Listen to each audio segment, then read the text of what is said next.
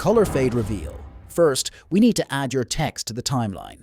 Go ahead and write your word, then pick the font you like and get the size just right. Now that you have your text, let's swap over to the Fusion page. Right-click on the text section, and from the menu, select Follower. Before we jump into the Modifiers tab that just appeared, we need to set up our look, so let's navigate over to the Shading tab. Let's go down to Element 2 and set it to Enabled. Now we can change its color to whatever you want. For this, you need to check the Outline Only box and then increase the thickness. Next, let's scroll down a bit to find Position and adjust it as you like to create a nice offset. Perfect. Now, let's go back to the Modifiers tab. All we need to do here is set the delay to about 1. With that done, let's go to the Shading tab to build the animation. Make sure your playhead is at the very first frame. We're going to set the opacity to 0 for both Element 1 and Element 2, and be sure to add keyframes for both. Now let's go forward in the timeline to the 1 second mark, and here we'll set the opacity back to 1 for both elements, which adds our next set of keyframes. For the color change on Element 1, move your playhead to about 10 frames in, change the color, and add a keyframe.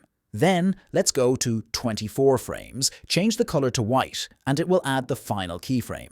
To make this all look smooth, let's open up the Spline editor. Just select all the keyframes, then right-click, select Ease, and finally hit Out Black Cubic. Now if you go back to the Edit page, you can easily duplicate this text clip, change what it says, and if you want to modify its color quickly, just go to the Color tab and play with the hue value. Invert Blend Effect. For this one, start by placing your text on a track above your footage. In the Inspector tab, let's go over to Settings and scroll down to find Composite Mode. We're going to change this to Difference. Now, let's duplicate your text clip and create a small space of a few frames between them on the timeline. Go ahead and change the content of this new text clip. To position everything perfectly, you can click on the transform icon, and this will let you adjust the position and size of each text layer directly on the screen. Stacked text layers. First, customize your text as you normally would. Then, in the Shading tab, make sure you're at the first frame. Let's find Softness and increase the value to 1. Then add a keyframe, around 1 second. Decrease that softness back to 0. Next, we'll find Opacity and add a keyframe where it is. Then, let's return to the first frame and decrease the opacity value all the way to 0. To make it smooth, let's quickly go to the Fusion page and open the Spline editor to ease the animation.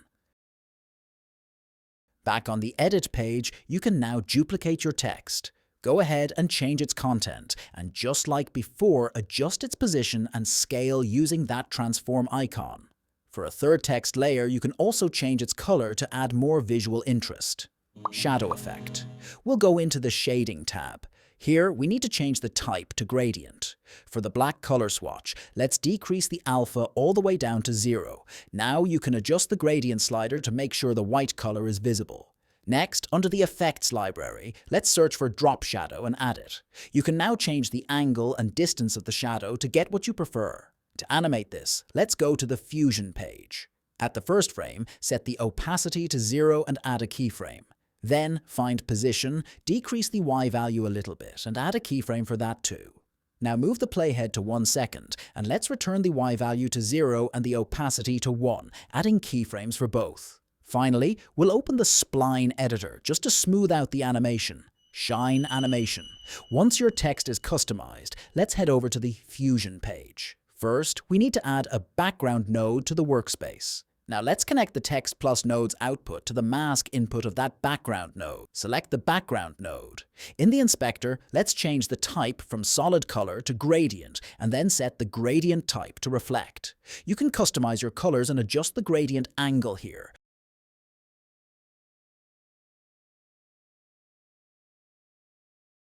Next, we'll add a soft glow node. Let's decrease the glow size and gain to create a nice subtle glow on the text. Now, we need to add another soft glow node. This one is for the moving shine effect. To make it work, let's add a rectangle mask. We'll need to decrease the width and add some rotation to the mask to make it look like a glint. In the second soft glow settings, let's decrease the glow size. Now, select the mask itself and increase the soft edge. For better visibility while you work, you can right-click in the viewer, select Option, then Checker Underlay. Feel free to adjust the glowing effect now until it looks right. For the animation, select our rectangle mask. At the first frame, change the X value to move the shine completely out of the text and add a keyframe.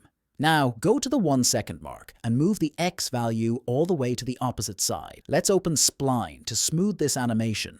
You can also press the loop icon to have the animation replicate.